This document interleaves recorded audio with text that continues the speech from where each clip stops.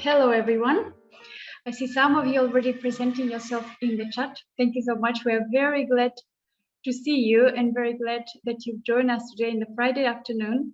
And we plan to have today an interesting, exciting discussion about the future.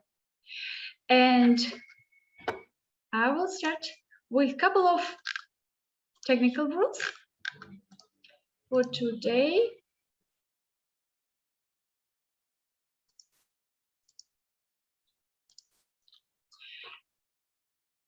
So if you have some technical problems, please contact Katrin Detter. She's here in the participant list. And you can write here if you have some problems with the sound or with the video. During the discussion we have today, you are very welcome and encouraged to use the functions for the questions, question and answers, the chat box. Please write there your questions. Please, we ask you during the presentations to mute yourself, because then the rest of participants can listen to the presentation in a better way. And we would be very glad if you switch on your camera and we can see you, specifically when you would like to address with some question. We'll have a section on it. It would be really nice to see you. Although if you don't want to be heard or seen, please switch off your camera. Thank you. And I think we can start. I will present the agenda. So we will start with a short introduction now, and then we will have 3 Pecha Kucha presentations. If you're already familiar with this format, that is great. If not, I hope you like it. So we'll have 3 presentations in a row, one from Lydia Montadon on Smart Health Future, another one from Ed van Berlo for Smart Home Future, and then of Carlos Essa, Living with Smart Technologies. And then since we're trying to do this session to let you to have more fun on this Friday afternoon, we will have interesting discussion with the youth panel. We thought since we're talking about future, we cannot not invite youth representatives. And they're very much encouraged to challenge our experts on very different questions. And this is a bit upside down. We're used to that students go through the exams at the universities and the professors are telling them what is correct and what is wrong. Today, we would like to do it upside down. So youth panel will have, I hope, a lot of questions to the experts. And then all our participants will have opportunity for the questions and answers.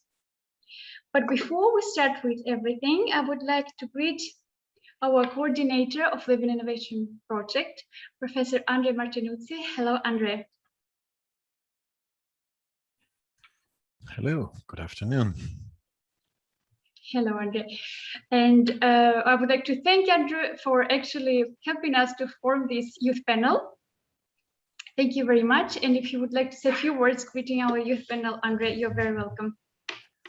Well, it's an honor to have you here. It's an honor to listen to you. I think that's important to listen to young people. I think in many cases, young people, as Svetlana already said, are told what to do, are taught what to learn.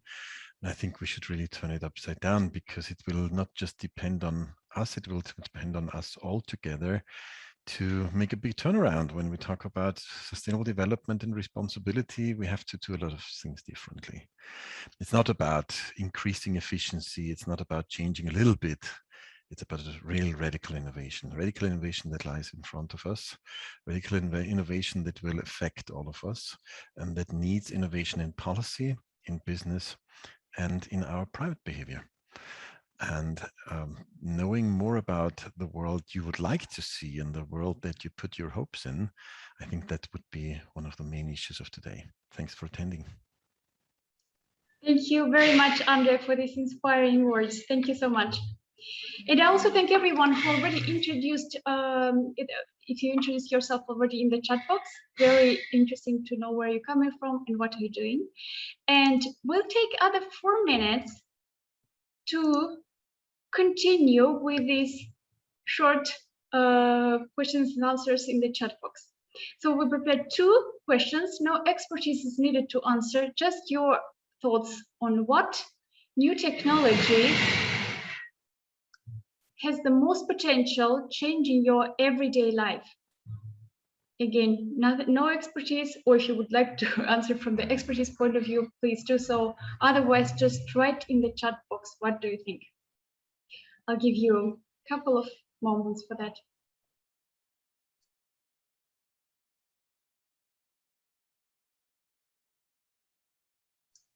Thank you very much. Very interesting answers. A lot about artificial intelligence, and also a lot of answers related to smart health and smart home. And we have a second question for you. And wonder what you do think about this. What scientific or technological advance worries you the most? Please also go ahead and write what do you think in the chat.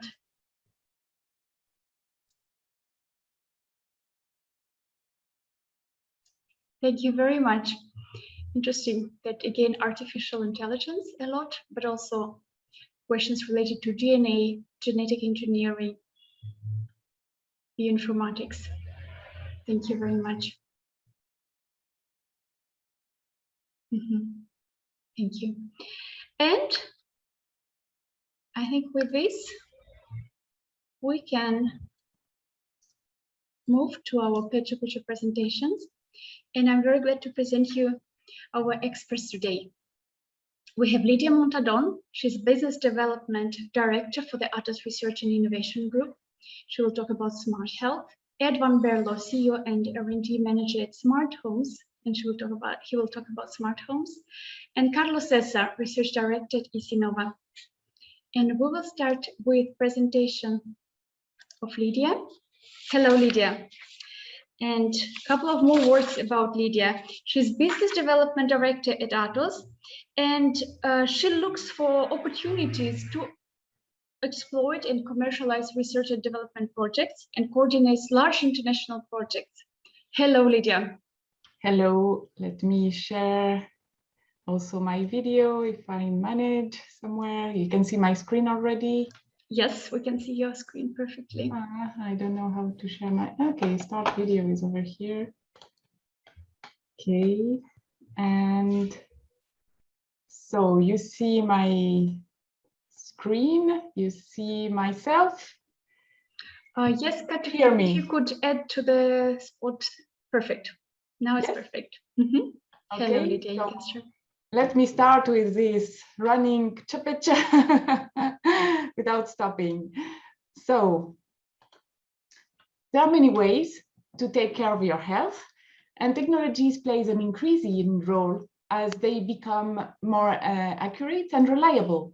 Actually, it's now possible and sometimes easy to collect, treat, process, analyze, and use data related to health.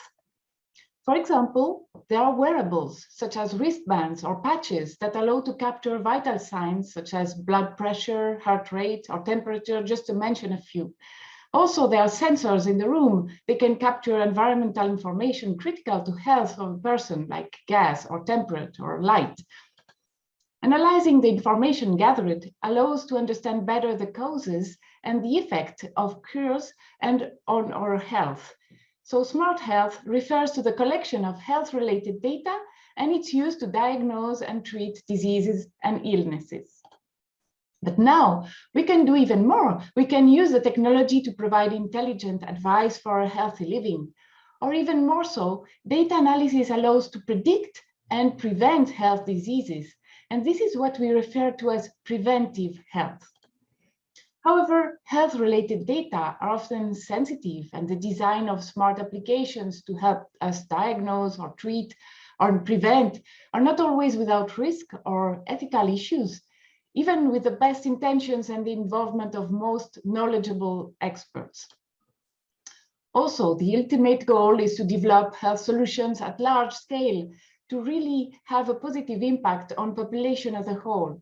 And this is why it's important to involve and engage with a diversity of participants, including end users and citizens in smart health innovation design processes. I will present how, in the context of the Live-In project, we have organized co-creation workshops to work on the ideation of responsible innovations for health prevention. And in parallel, we have collected use cases that successfully applied responsible innovation methodologies for the development of smart health innovations. Some co-innovation workshops took place physically. But as soon as COVID imposed confinements, we started organizing the workshops online. We wanted to have principally young people, as we said, young people, as a main target for innovations related to preventive health, better prevent early than later in life, but also specialists, experts in health, professionals, developers, and even salespeople. We developed techniques to engage participants in a co-creation process to foster the design and the development of responsible innovations, referring to products or services that are socially acceptable and desirable. And this included elements of awareness raising around sustainability, participations and inclusion, anticipation, transparency, and governance. In total, we involved around 50 external and 20 internal participants in the different workshops around smart health in the context of the Living Project. The experience shows that co-creation cannot just be improvised, especially when working with groups. We need to have an established, although flexible process. This does not mean that everything should be revealed in advance to participants, because the surprise effect is crucial to provoke the out-of-the-box creative thinking. However, to support citizens and societal engagement process, we highly rely on design thinking methodology, adopting what is called the double diamond process with iterative diverging and converging phases. Divergent phases where participants explore the current state of the affairs, put all facts on the table. They are encouraged to participate, to empathize also with stakeholders' feeling, identify their needs and expectations, reflect on what is responsible innovation and the related principles. Convergence leads to a common contextual map, a persona profile, a problem definition. And with this in mind, and usually visual representations, we step into a brainstorming phase to come up with lots of ideas that we then filter to converge on the formulation of an appropriate solution. To give you an example, one solution proposed during those workshops is a smart chair that monitors sitting postures thanks to sensors on different parts of the chair, and an app that notifies you when it would be advisable to change position to prevent back pain. Let me now present 3 practical cases of smart health innovations that have been developed following a responsible innovation approach, engaging potential stakeholders from the outset, that are likely to have a positive impact in the future. To identify those use cases, like champions, we surveyed 16 projects and initiatives in the domain of smart health, healthy living, and well-being to capture how they applied a responsible innovation methodology to achieve a successful market adoption and a positive impact on people's lives. So the first one, Enrobics, intelligent robotics. It's a new rehabilitation solution through a digital health artificial intelligence platform embodied in social robots to help people with functional or neurological limitations to improve their quality of life. And patients engage by sharing their data to improve the system collectively. Chameleon is a decentralized laboratory analysis that turns quotidian objects such as toilets into biomonitoring platforms. So Chameleon's smart urine analysis system allows for monitoring of advanced physiological metrics such as hydration in real time in a robust and non-invasive way.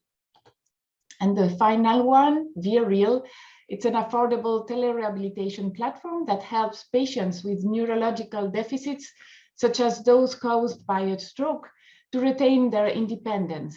Using the patient's smartphone, the platform provides evidence-based, cost-effective neurological telerehabilitation through a range of virtual reality videos.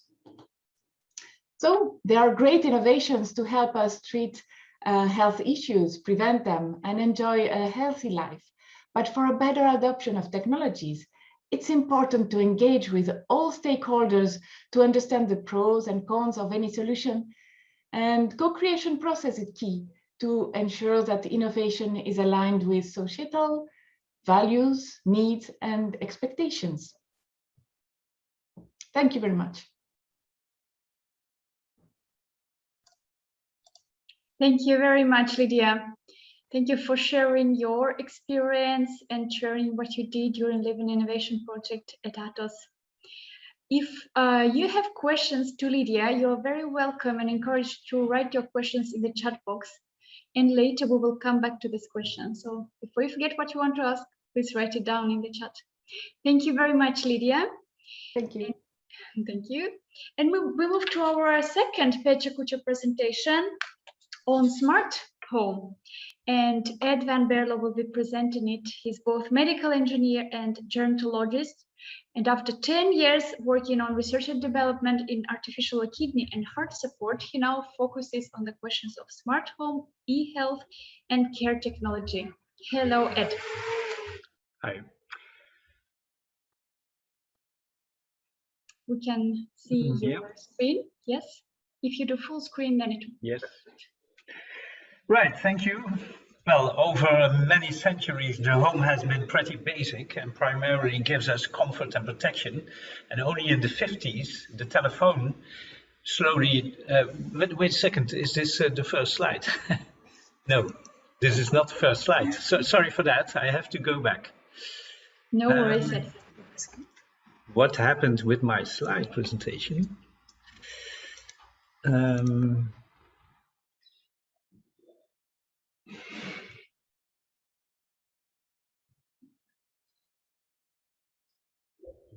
There we are. I missed the telephone. There we go again. So over many centuries, I said we. Ed, we don't see your screen now. Oh, okay. Try again, please. By the way, may I tell Ed that you in one of your smart homes right now testing it? That's correct. Can you see it now? Yes, okay. From the first slide, it's perfect. Good, and there's the telephone that I wanted to show. So only in the 50s, this telephone slowly took a permanent place in our home, which was in fact the first connection between the inside and the outside of the house. So what I was saying before is that the house has basically not changed over many, many centuries. So cocooning is enjoying the privacy of the home and establish an invisible barrier to protect one from threats outside.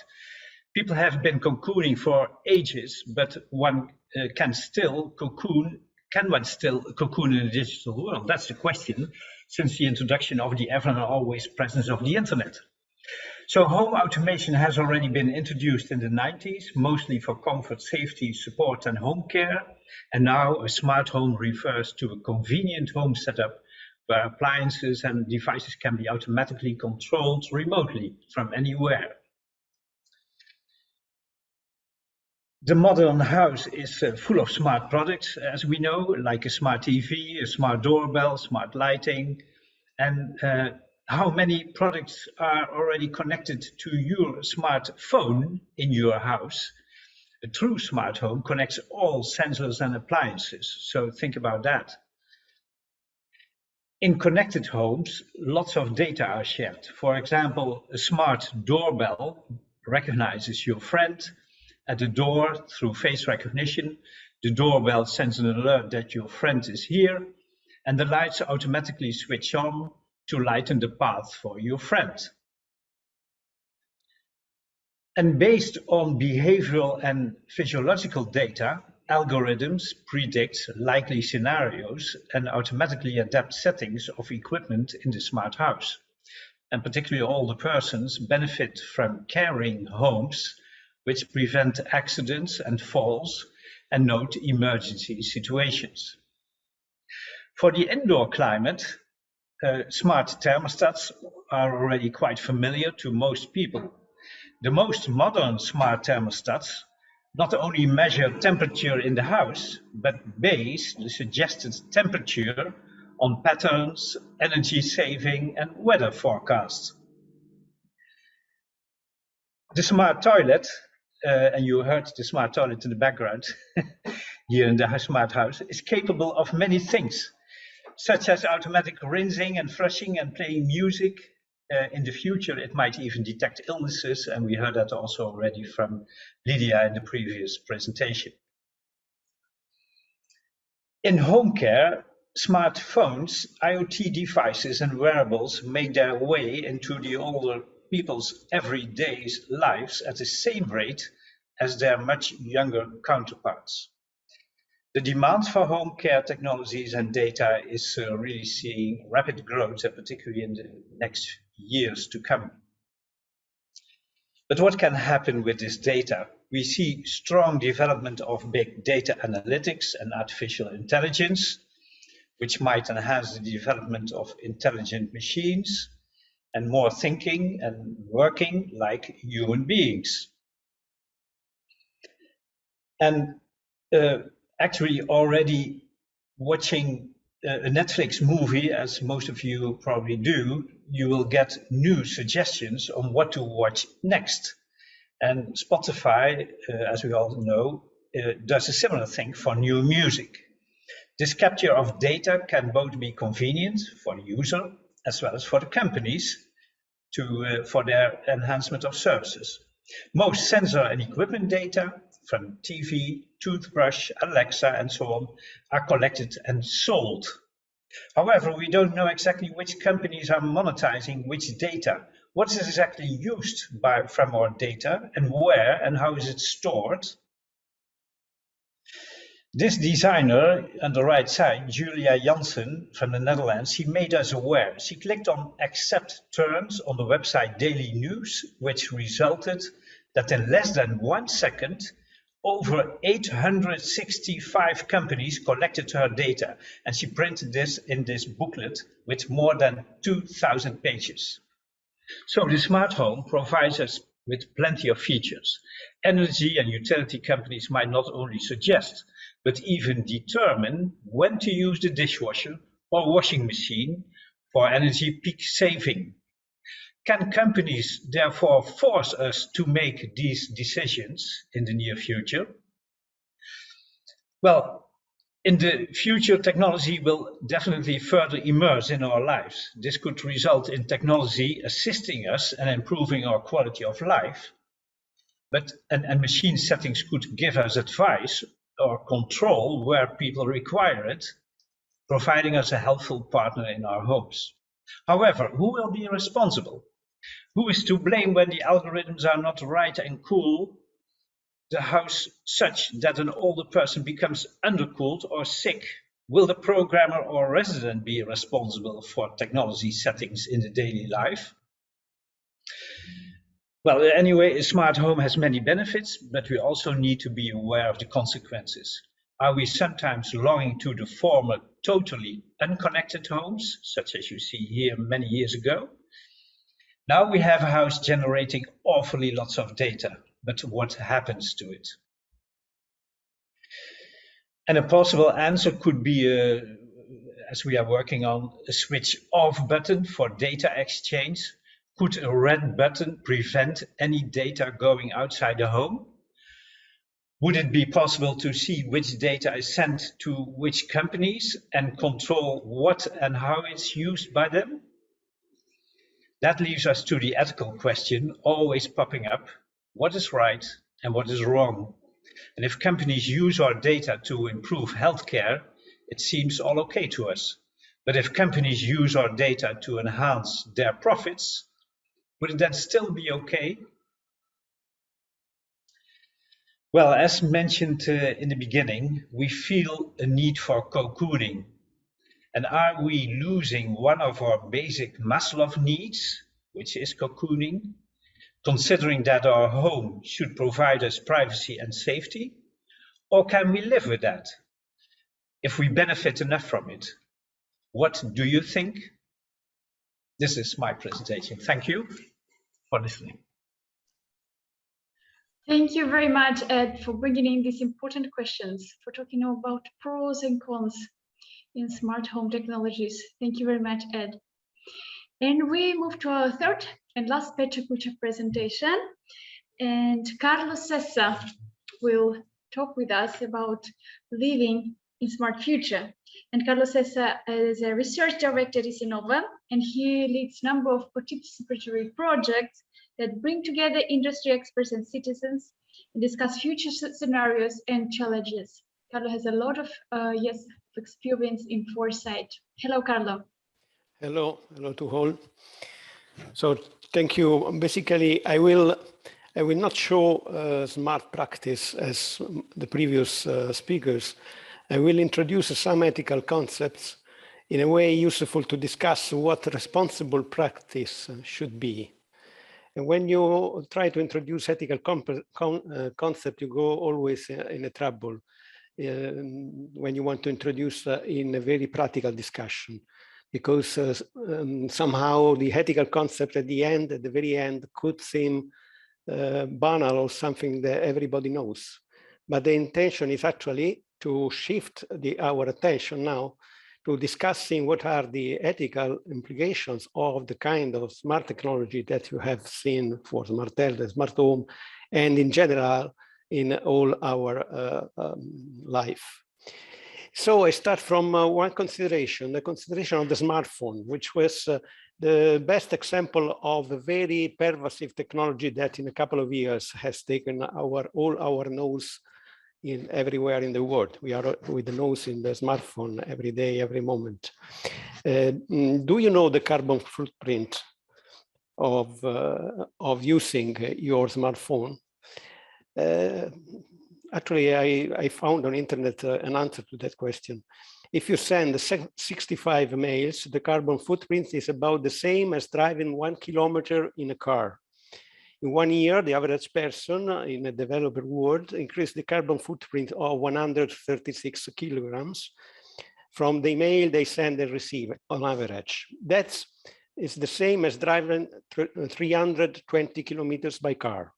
Now the problem is driving by car, you know, average people drive between 10,000 and 20,000 kilometers per year. So 320 kilometers is not so much, especially if we substitute substantially other mobility. But if you don't organize your life for reducing the impact in terms of energy, and you use a lot the smartphone for starting not only to send email, but videos, even videos everywhere in any moment that take much more data burden and energy consumption, you see that you had problems to the heart with your behavior. So what I'm telling is that is the example of practical life today. Now, what is the next technological wave? Actually, is artificial intelligence coming next. And the behavior that we will take with this artificial smart technology will be very important in terms of having a responsible behavior, because AI is not simply a technology. It's actually a new type of smart agency, and it is already reshaping our interactions, our environments, and our lives. So it's really pervasive. And for introducing this ethical question, I have to make a credit to Luciano Floridi and others authors of a paper about an ethical framework for artificial intelligence for the good, where they have examined the big opportunities and risks of the artificial intelligence technology that I will show in the next slides. First of all, who can become? Basically, this is artificial intelligence has the potential to enable self-realization. By that, we mean people's ability to flourish in terms of their interests, potential ability or skills, aspiration, life projects, and personal characteristics. So the photo that you see there is a woman that is enjoying his own life through the computer, while a robot is making the cleaning.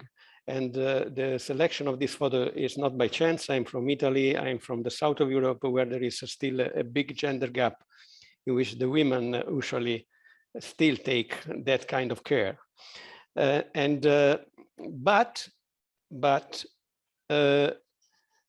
actually, it depends on how fast we are to understand the change from artificial intelligence. Actually, an increase of artificial intelligence could mean human life spent more intelligently. But one question is how fast this could happen. A big concern is the unequal distribution of the resulting cost and benefit that depends from how much people understand how to change and how much can change the life in order to benefit from artificial intelligence. The other issue is what we can do with artificial intelligence. The issue of smart agency that help us to live. If we put it to the service of human intelligence, artificial intelligence can usually enhance human agency. We can do more, better, and faster thanks to artificial intelligence. But we need to take more responsible choices. Actually, if we take a black box mentality, which says that artificial intelligence systems for decision making are beyond human understanding, it's something that we cannot understand, and it's beyond human control, is wrong. We need to decide what kind of artificial intelligence we should develop, how to use it, and whether or not we share its advantages and benefit with everyone. And this is related to the use of artificial intelligence, not to the technology that is in the box, that is, you need to understand the key functional characteristics, but not the engine. But you need to understand what is the purpose of using artificial intelligence. And you need that this is explained. So with the artificial intelligence going beyond agency, what we can achieve for improving society? Actually, we can use for helping to prevent or curb diseases, for optimizing transport and logistics. Basically, artificial intelligence technologies have countless possibilities for us to reinvent society and radically change what humans collectively are able to do. But still depends on how we drive. If we rely on artificial technology to augment our abilities in the wrong way, we could end up delegating important tasks and above all decisions to autonomous systems. Artificial intelligence should remain at least partly controlled by human supervision and choices. And finally, the last dimension where we have opportunity and risk is the social dimension of interaction between us. How we can interact. Global challenges can only be successfully overcome if all stakeholders co-design and co-own the solution and work together to bring them about. So you had some example from the previous presentation about how we develop a responsible practice in smart health with cooperation between people. Artificial intelligence with its data-intensive, algorithm-driven solutions has a huge potential to help manage such complex coordination and support increased societal collaboration. Self-nudging, for example, together with algorithmic system could help us to behave in socially preferable ways, sustainable diets. Or for example, you have a smart toilet that tell you what are your parameters every day. But if you don't use that information for keeping you healthy, it's only a nightmare, of course, to have a smart toilet. But the problem of so powerful social interaction tools and coordination is that we should also avoiding that artificial intelligence routines erode self-determination. Artificial intelligence system could lead to unplanned, unwelcome changes in human behavior as they accommodate to routines stemming from automation work that make people lives easier. This could undermine human dignity or human flourishing. I have no personal example on that. I could have a lot, but I have no time for discussing this. I hope that this ethical concept that I have presented will help now to to support the discussion about living with smart technologies in the future. Thank you for your attention. Thank you very much, Carlo, for your presentation. I think artificial intelligence is one of the main topics which was mentioned in the chat in the beginning of our session today. So thank you for enlightening this question. And I again encourage everyone to ask the questions. Thank you, Martin Delanoy, for your question. I know you have a background in foresight, so perfectly understand where this question is coming from. And we will come back definitely to it after the questions of youth panelists.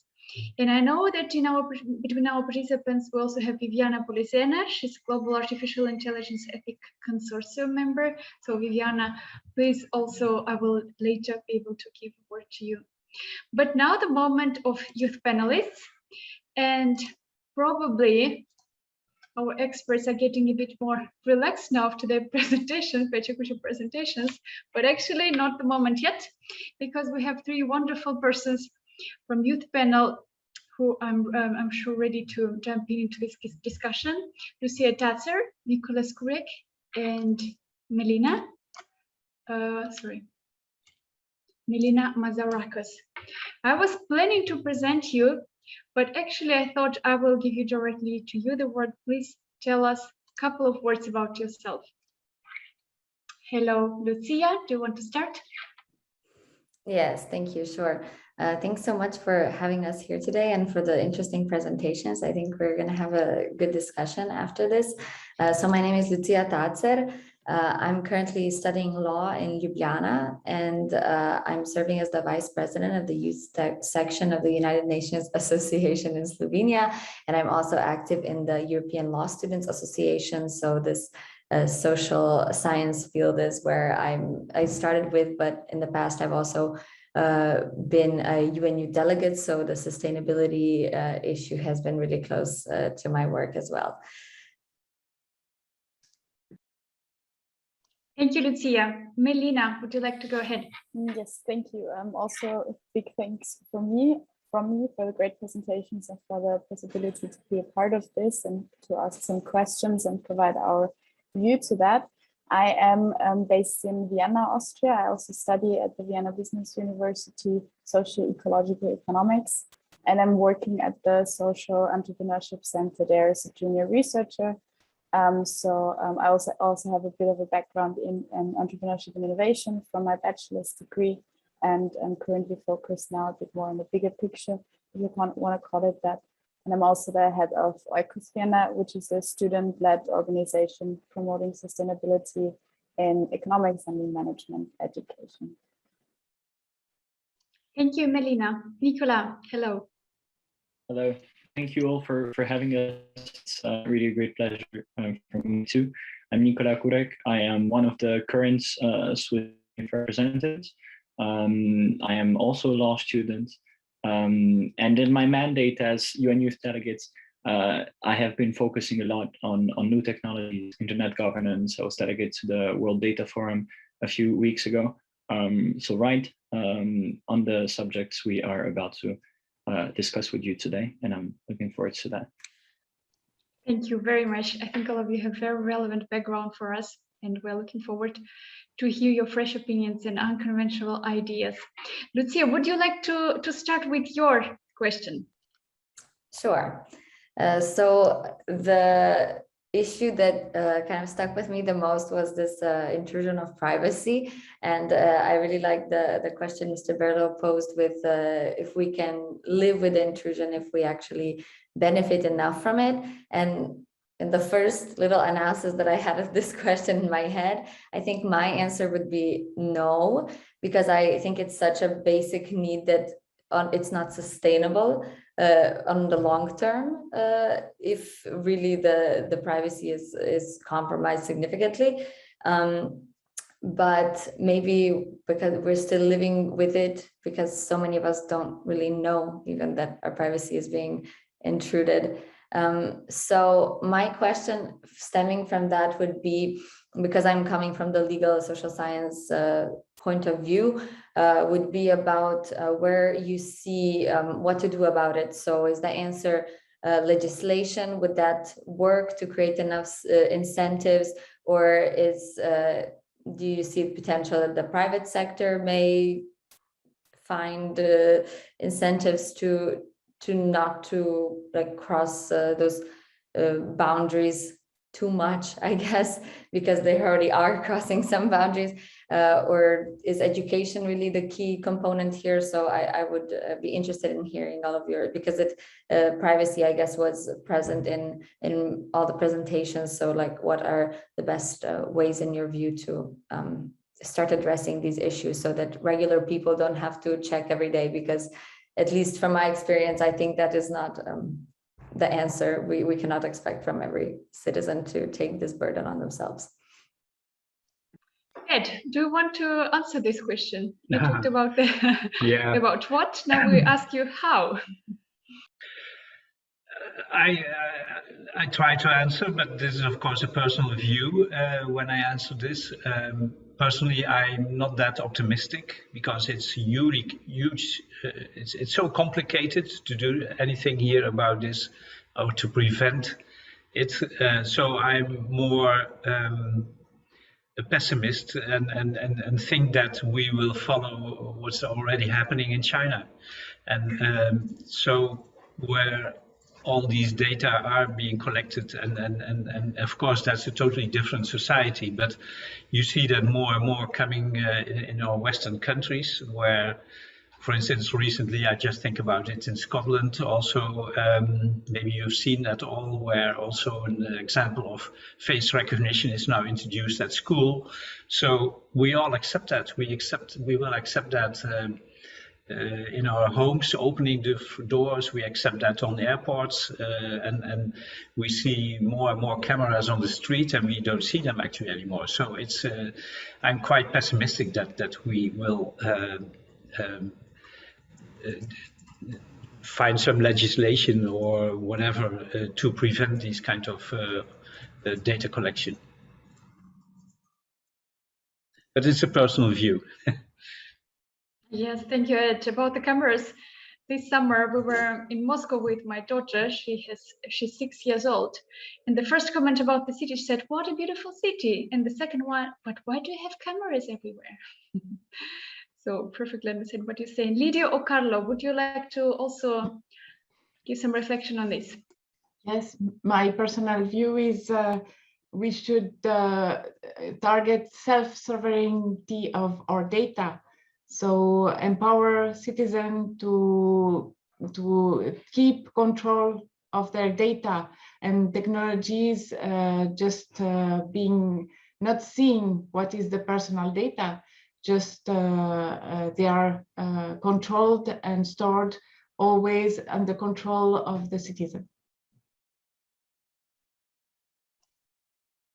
Thank you. Carlo, you have to... I want to add that there is also a relevant regulation in Europe that is ongoing about data governance, that actually want to enhance the ownership of the citizens of the data in Europe as a regulation. So it's important to consider that, because it's not only, I think, an issue of personal privacy, how to defend ourselves on the need of uses of information that we give that we don't know, but also how to use the data for the common good. Also voluntary participation into giving your statistical data, for example, for supporting processes in which the data are used for improving services, collective services, these kind of things. So not only a defensive attitude, but also a proactive one. And I think that in Europe, we have this regulation at European level. Maybe it's not so much known by the citizens as it should be. Yes, thank you, Carlo. Coming back to you, Lucia, I know that another question was connected, Carlo said, governance, and I know that you have something about global governance in these terms. If you're fine with it, I would prefer to give them the other speakers Okay. a chance and then maybe jump back in. Perfect, Lucia. Nicola, I know you have prepared very deep questions. Yes, I have. I will go back to data at a later stage if we have time for this, but I had something related to artificial intelligence. There's very little data about how AI is developed. Now, there is a very interesting statistics published by the World Economic Forum in 2018 that was actually obtained by analyzing different LinkedIn profiles, which says that in the data world, there is only 22% of women. My question is, can you really have a trustworthy and any kind of constructive work with any kind of technology, but especially AI, if you have such a non-representative part of, such an enormous part of society, which is simply not represented in the people that create the said technology? And you've discussed a lot, Carlo, about how people understand the AI, but really from the development aspect, how do you see this issue?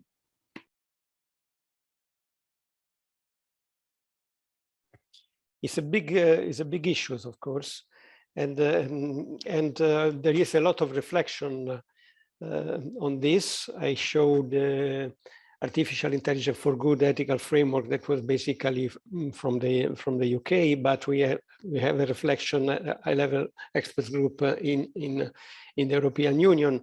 Actually, the European Union is the only player, I think, that concretely think how to include also prospectively in legislation ethical and trustworthy artificial intelligence, while either other actor in the US, in Asia, are less attentive to that.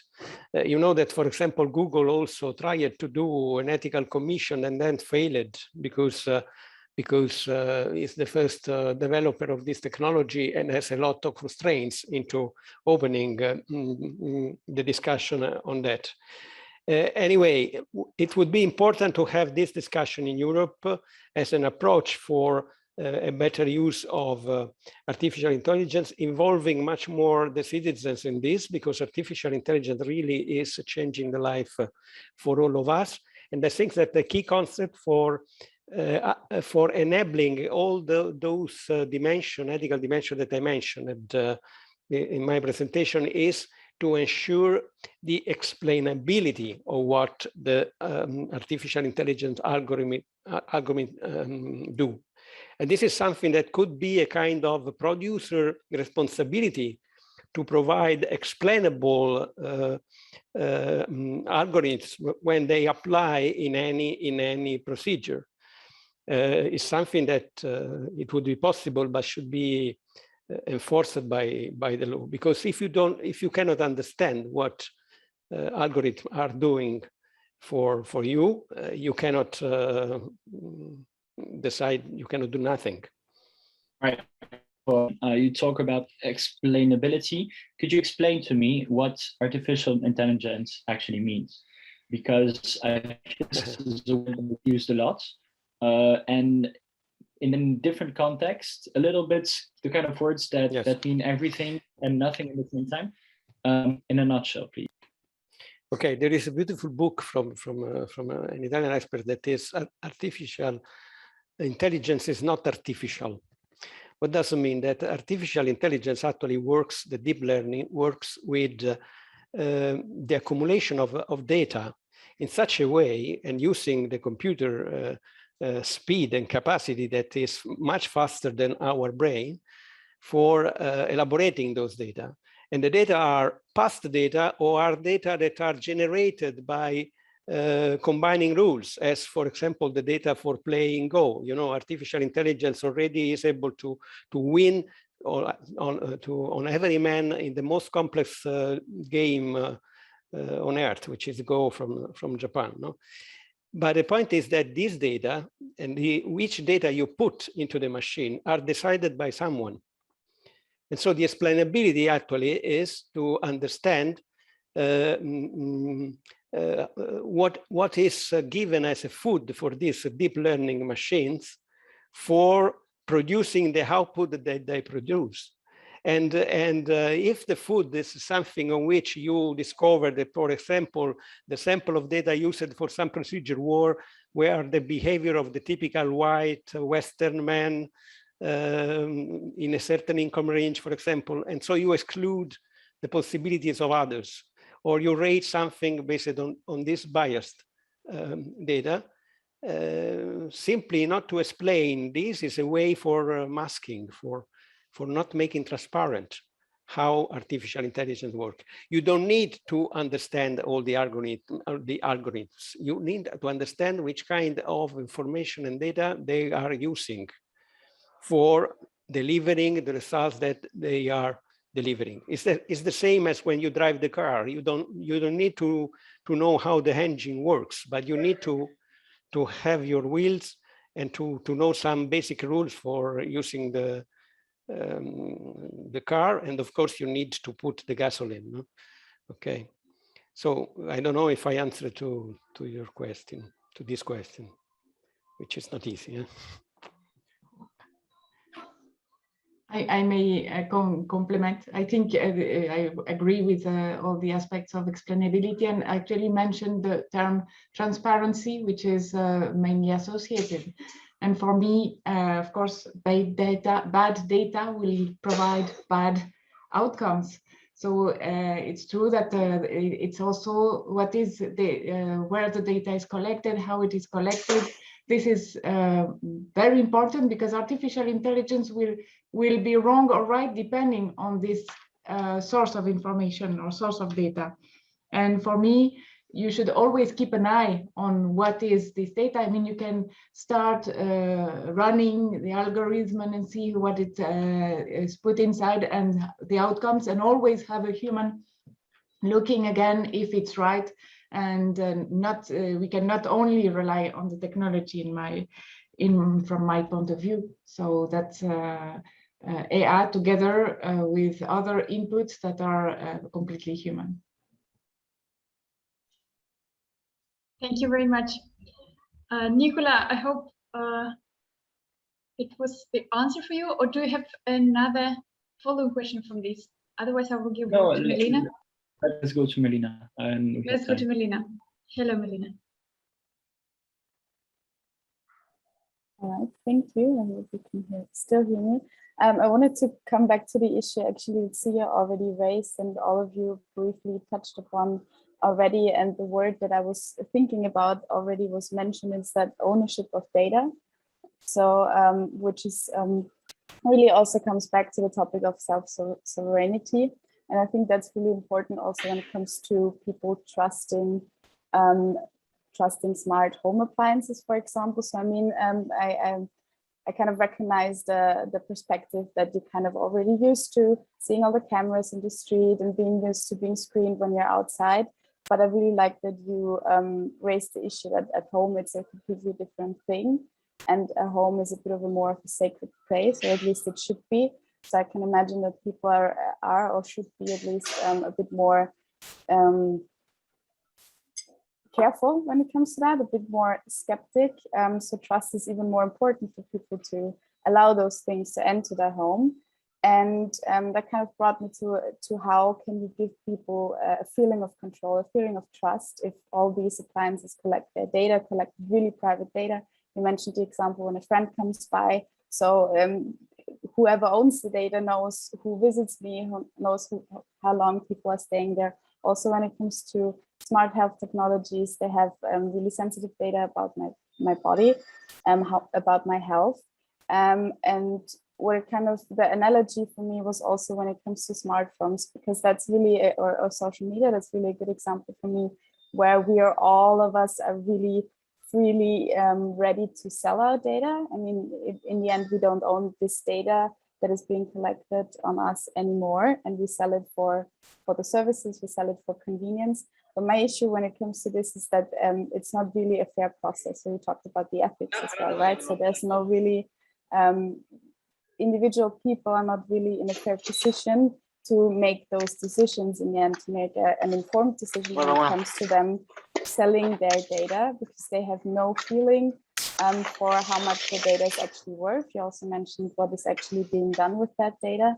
And I think if you compare it to what the cost of not selling your data in, for example, when it comes to using social media is, that's also producing costs, right? You have social costs if you can't interact with your friends, for example. That's a really immediate cost you can see, but there's no feeling for how much you're actually giving up.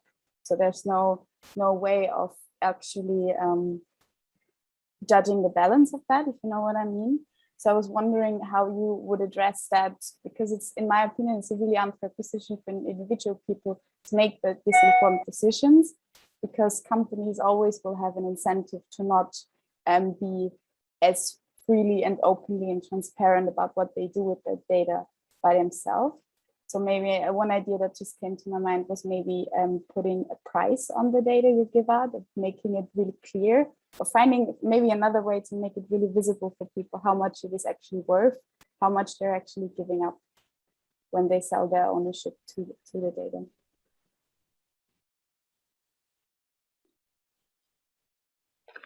I try to answer it's a complicated question, of course.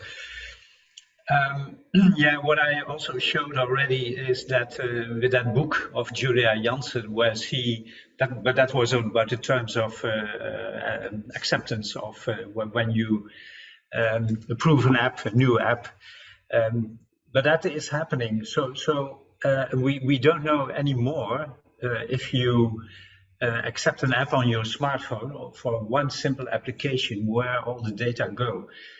Apparently it goes over many machines in a split second, and the highest of the company that offers the highest price gets the data of that particular person at that moment. So in the house, for instance, there are many smart appliances apart from the smartphone, which is of course not part of the home, okay, because you wear it, it's more part of yourself walking in or outside the house. But for instance, the toothbrush from Philips or from Brown, the big companies that have the toothbrush, they also collect data. I mean, not the old original one, but if you have the electronic one. Philips was 3 years ago accused of listening into your teeth brushing, and they stopped that sound tracking immediately, but they could do that. So that was similar like Alexa and Google. So they stopped with that. But for instance, the oven or any white good in your house these days from the company Bosch, the big one Bosch, the German company, they also collect data about how you cook, how you use the microwave, how you use the dishwasher. And they say they do that because they want to offer you a better machine after 2-3 years. But that's of course not true. They sell these data to companies that make new food or new laundries or whatever. So they don't use it for themselves, but you don't know.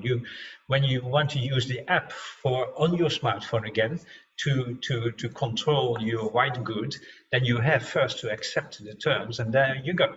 So one way that is being tried out right now in our area. I work and live in the area of Eindhoven, the Netherlands, where not only Philips is, but there is also a smart district. They call it the smartest district of the world.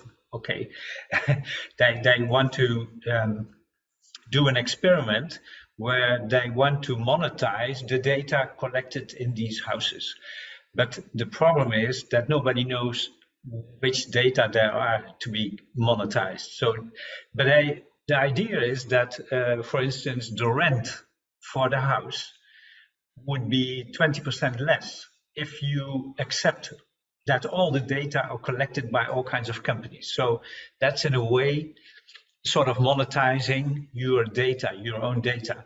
So there is a lot of interest because people say, I have nothing to hide, so you can collect my data, whatever you like, and I get 20% reduction in my rental.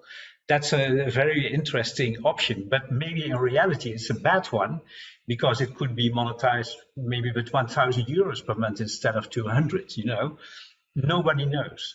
So, but at least it's a start where they start doing that sort of exercise. So, yeah. there's a lot more to say, but then it goes also outside with the smart home area, like with Facebook and all these kinds of things that everybody, well, most people are not aware of. Know that there is going on something, but I don't know what. Maybe that's a sort of difficult answer to your question. I don't know. In my opinion, more generally, there is an underlying problem with the word data itself. The word data, in the sense it is used commonly, has two definitions. It can be either data in the sense of statistics or statistical information, or data in the sense of information that is stored on a computer, that is collected, etc. And you see how both are linked to issues of trust, but at totally different level. When you mean statistics, usually it is about people trusting the statistics to on which policies will be based and for decision making. And on the other hand, you have the trust in the people that handle data in the sense of information about you. And you see how those two aspects of the same word are the source of problems, again, that you describe with the same words, but they're totally different. And this makes all debate about data very complicated, because you never, or you can very often not be clear about what you're talking about. As far as the data in the sense of private information or information generally being stored by somebody, being in the private or the public sector, here I believe the debates on this data must simply happen on a broader scale, because here we are mostly, as I see you panelists, you're mostly private sector representatives. Last week or a few weeks ago, I was at the World Data Forum, UN World Data Forum, and a lot of the talking was about public statistics. So again, mostly public offices.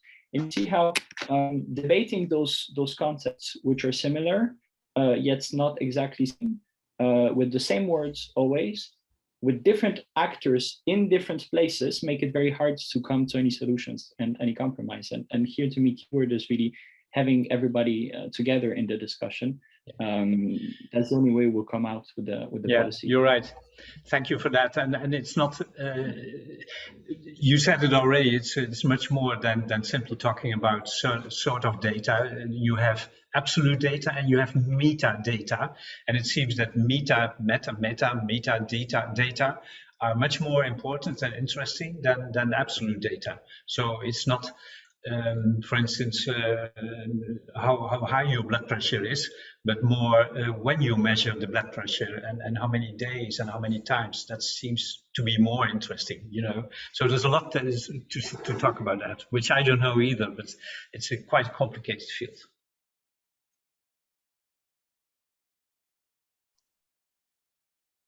Thank you. Any other questions from youth panel? I guess I could add to just another sub question that I've been thinking about. So, Nicola, you exposed a couple of times the debates on the global stage. So maybe for the panelists, are there any aspects of this smart transition that are maybe easier for international actors to agree upon, that there's more consensus about? And I'm assuming the privacy issue is one, especially as Mr. Bello said, are really pessimistic about, where the lowest common denominator may be very low. But so are there any areas like that you would expose as maybe good practices, and one where agreement can be reached earlier? I would like to add something about the consideration of the different categories of data.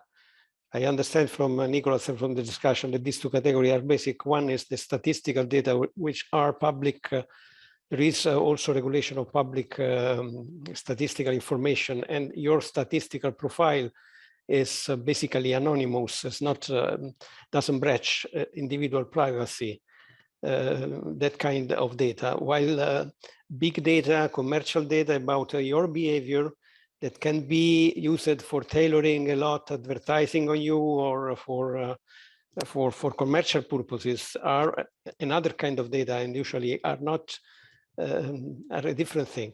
I think that for the two, I take that as a very important suggestion. For the two, we need two kinds of policy. One, and both are policy that need the critical mass at the continental level. I don't think that can be addressed by one country only. For the statistical, it's already a matter of trustworthy statistics and information system. Okay, but that idea, for example, of monetizing by reduction of the rent, the other kind of data, those that are individual, in which you really make a deal. You say, okay, you can monitor my life and even to tailor information, but you will pay something. It's something that it's a kind of regulation on the market that should be done at the level of a single market scale, not only in one country. It's not possible, but something that you can imagine. As recently we started to imagine how to make big companies pay taxes on profit without avoiding that. The recent regulation that we hope that go on. You could imagine a criteria for monetization as the technical example that Ad has just given, that I think is very concrete. So just I think that are kind of a recommendation that I would take note from this discussion. Thank you very much. I'm sure there are a lot of still additional questions and a lot of things to discuss, but I hope that you can exchange your emails and continue later also this discussion. Because of the time restriction, we need to give a word to our participants, and please address both questions to experts and also to our youth panelists if you wish like. And I cannot miss this question of Martin Delanoy. I think it's a really nice one. Martin, if you would like to unmute yourself, if you start the video, I'll bring you into the panel. Hello. Thank you. Yes, I posted my question in the chat, so maybe you've read it. Yeah, and if you could introduce yourself. I know that you have background in smart cities, in foresight projects. Yeah, my name is Martin Delanoy. I've been active for 15 years in the smart cities domain. My background is especially economic, but I also do foresight participation and so forth. And I'm especially active in the crossroad between digital and the government sector, and especially trying to involve various actors to work on solutions. So one of the things I really like is to ask questions.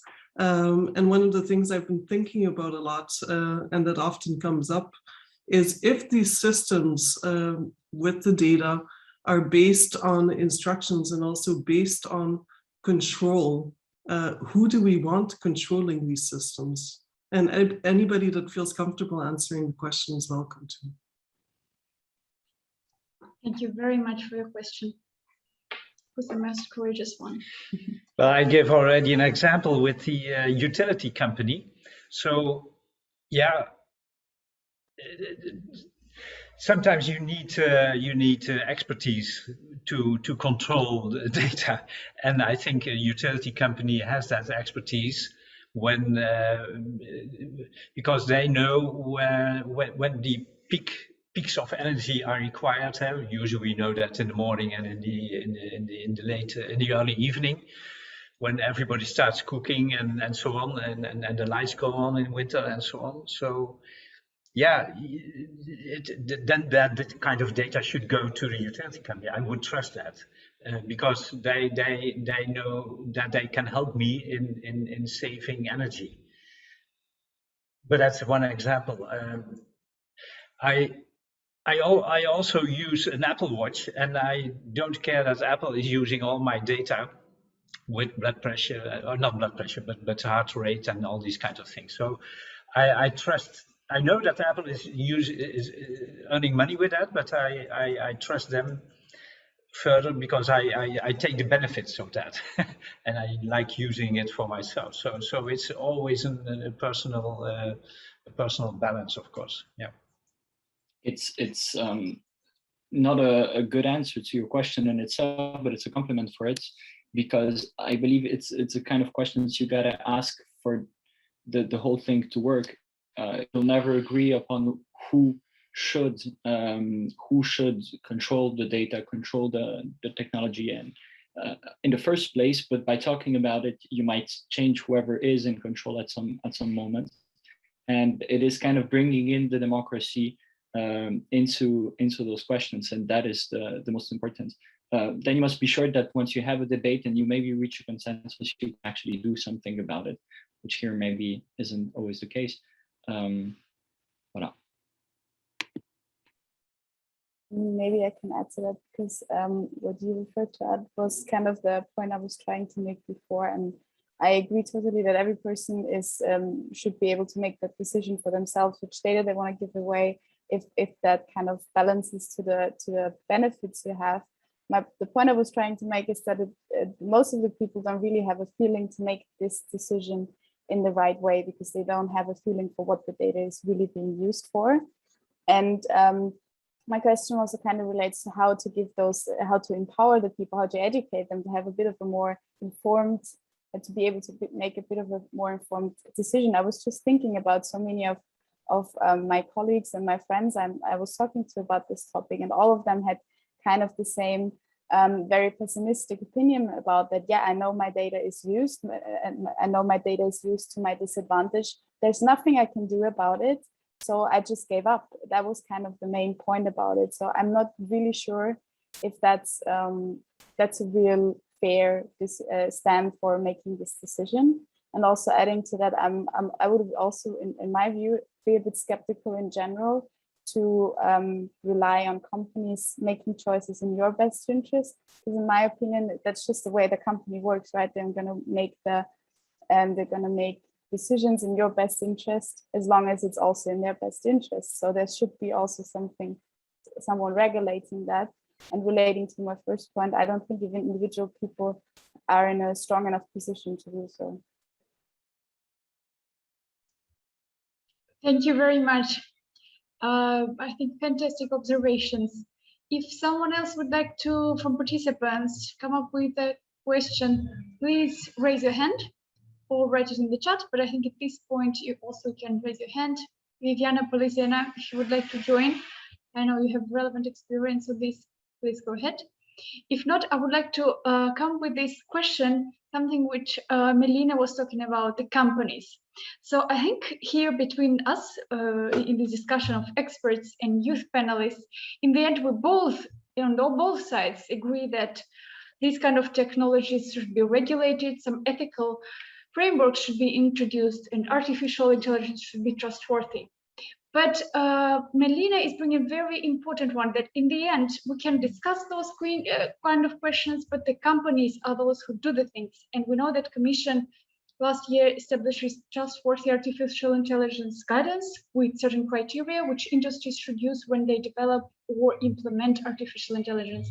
And it's guidance with certain criteria. Later also application was developed. But honestly, there are a lot of doubts if industries use that. And my question to both youth panelists and to experts, what can we do to change these mindsets, apart from regulation, apart from forcing it? What else can be efficient in this process? Maybe I can start. Carlo just left. Not with maybe a clear answer to this question, but with another question. Now governments are also looking at gathering data from citizens because it can help them provide better services. Because now you are used to get everything on your smartphone. You don't want to enter your data every time you go to the ministry to do your paper, to do your claim, to get your driving license, to announce that your children is born. So now you can get a reminder and you just said, okay, and you don't have to enter all your family name and your age and your data and your whatever 10 times so that it is registered in the place it needs to be registered. Just expect that you have the same service, and for this you will have, government will have your data. in their systems so that they can facilitate this type of services. Yes, I would agree with you, or I don't know if Melina said it, that yeah, we cannot just rely on obviously businesses to be implementing and watching out for us. And this question is extremely complicated. I definitely don't have the answer, but one of the parallels that I would think of is with the same with like sustainability, where it's also not in the direct interest of the businesses to implement some of those things, but we're trying to motivate each other somehow. So I'm, of course, thinking in the train of educating, empowering individuals, but also with that, I mean, people that are managing, working in businesses are citizens, are individuals. So over, I don't know, decades, years of time of educating, regulating, and trying to give incentives to businesses, I think maybe the answer would be that the culture would change to a degree where just regulation would suffice, even though it may not suffice in the current state. That's my thoughts. Only to this question as well. I find it quite interesting what you said about this gathering data. Interesting the fact to also see how sensibilities are different from one country to another. Myself coming from Switzerland at the beginning of the COVID crisis, when the first COVID apps were introduced, there was a huge I mean, a large part of the population disliked the fact that the state would manage those data. In other countries, it might work differently. However, we don't have this problem we do have the problem with giving up the data to private companies, but we do it anyways because that's the condition to use their services.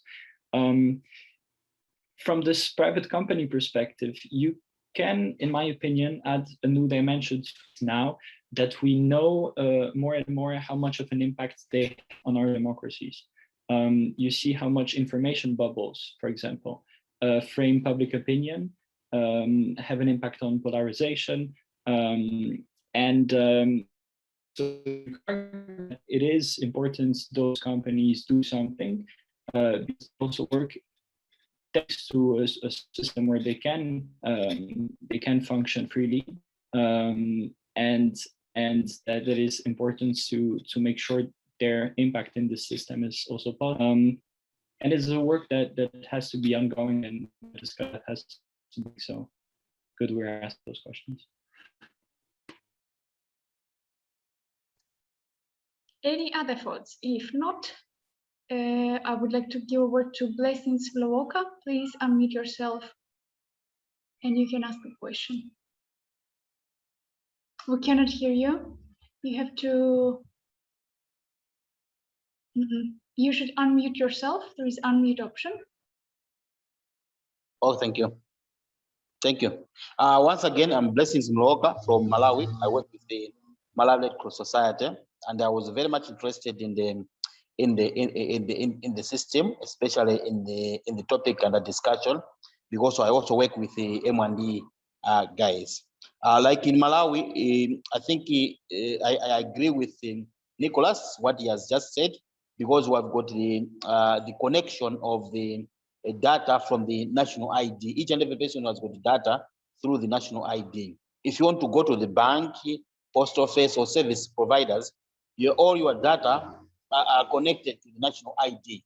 And even what you want to change, let's say you want to get dollars, you want to go outside the country through the Reserve Bank of Malawi, they also go back to your national ID and get your data.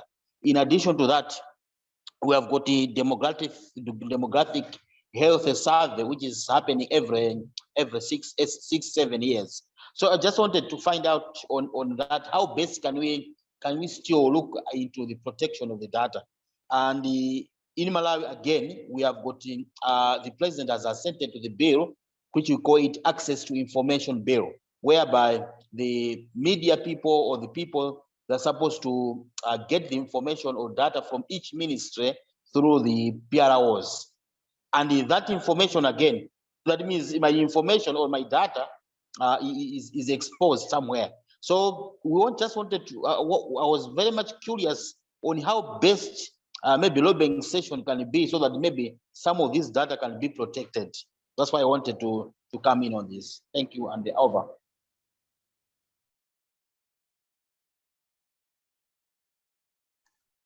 Thank you very much for the question. Who would like to answer?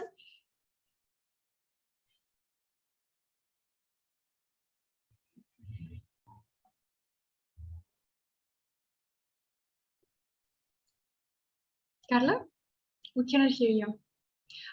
Carla, we cannot hear you. I think you have to reattach your microphone. Probably it was. No. In the most interesting place. No, Carla, cannot. No, all of a sudden. Maybe some reflections from Lydia and Ed. Okay. Okay, Carlo, we got you.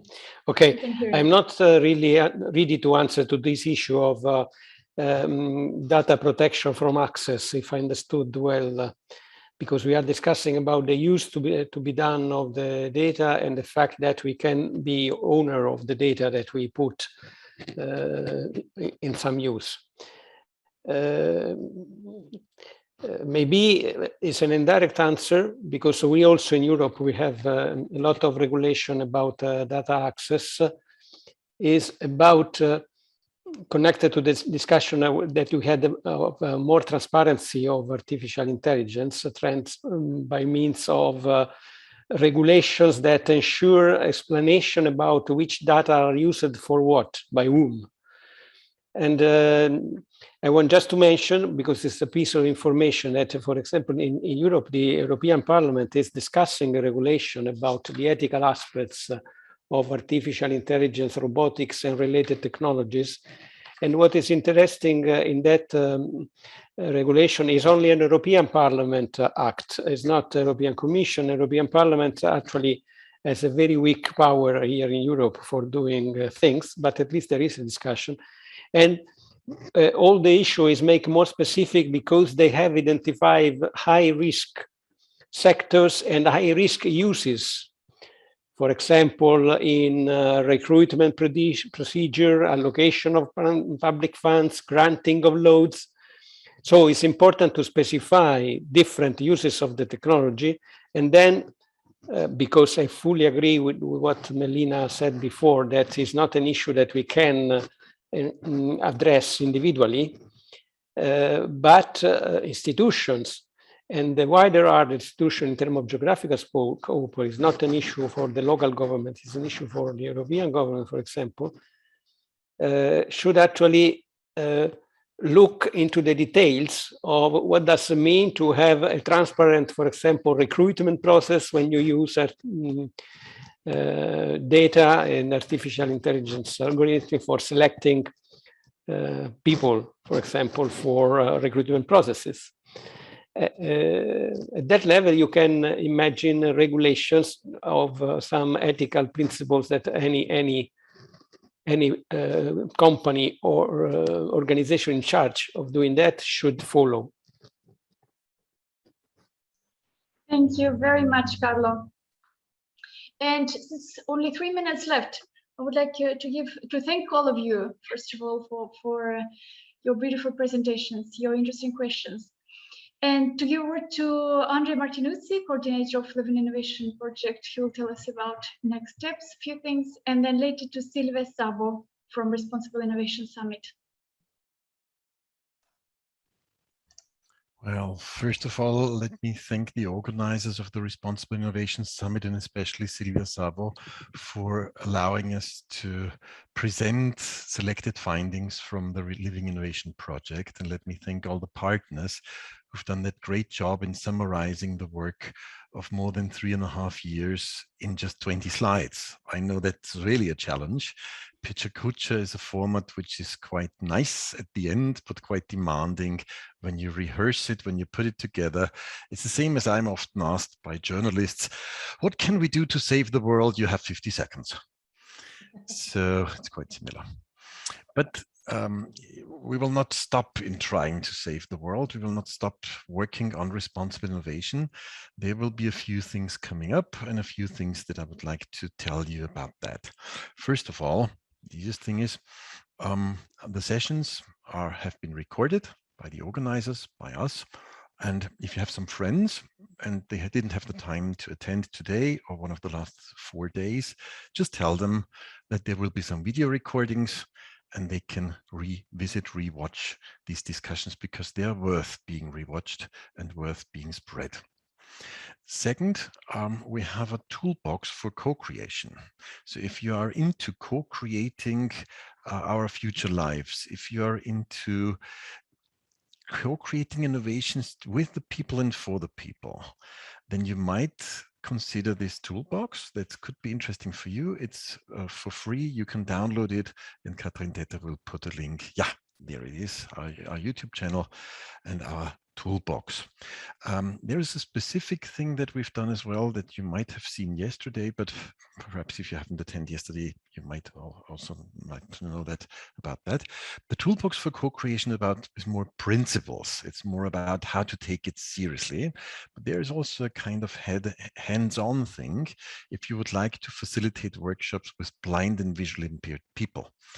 Well, that's a very specific target group that's most of the time excluded from innovation workshops because many facilitators, many moderators just use facilitation methods that as such exclude blind people. We've developed a facilitation toolbox that includes blind people and visually impaired people. So if you ever come up working with a broader diversity of people, consider this. There will be a video series of our project outcomes. We will start announcing and publishing this video series next week. And if you would like to see more about these outcomes, and there are a lot of them about smart homes, smart health, about inclusive innovation, but also about the business case for responsible innovation, because there is a business case also in for business. I think responsible innovation is a societal demand, but at the same time, it's a business opportunity. If you would like to be reminded that these videos are out there, register at our community platform at livinginnovation.net. So this was the advertisement break at the end. And thank you again, Silvia, for giving us the opportunity to collaborate. It was a pleasure collaborating with you. Thank you very much, Silvia. No, it's the last session today. I'm not sure if we were talking at the same time, Svetlana, but thank you so much for your dedication to bring this alive and have some, very exciting discussions over the week. And I really applaud everyone who spent their Friday afternoon with us discussing Smart Future. So I'm looking forward to share the recordings with our audience. And we hit a new record with attendees this week with over 500 registrations. So I think that really clearly shows the growing interest in responsible innovation. So hopefully you will keep up the great work and we have more chance to share your work. Thank you so much. Thank you very much. Thank you, Andre. Thank you, Silvia. And the very last thing is actually a very short survey just for questions. Please do not leave without answering. It's about your affiliation, how interesting the topic was for you today, and what is your attitude towards responsible research and innovation. Please answer these 3 simple questions before leaving. Thank you very much to everyone. Thank you. Have a nice Friday afternoon and a nice weekend. Thank you. Bye. Goodbye.